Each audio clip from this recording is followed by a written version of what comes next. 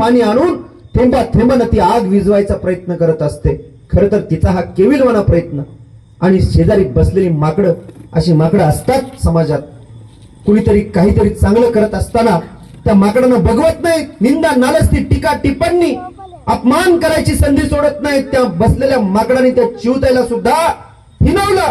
चिवताई, काय तुझा वेडेपण आहे? तुझ्या इवल्याच्या चोचीतल्या त्या पाण्यानं हा आगीचा वणवा विझणार आहे का? चिवताई शांतपणानं उत्तर देते आणि दिलेलं उत्तर किती मार्मिक आहे पहा.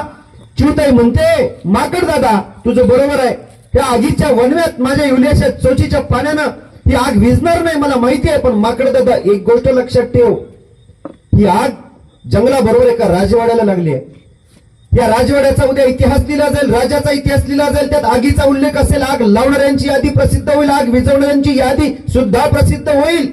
माकड दादा, आग विझवणाऱ्यांच्या यादीत माझं नाव असेल किंवा नसेल मला माहित नाही, नसलं तरी चालतंय, पण हेच नाव आग लावणाऱ्यांच्या यादीत माझं असू नये म्हणून मी माझ्या चोचीनं ती आग विझवण्याचा प्रयत्न करते आहे.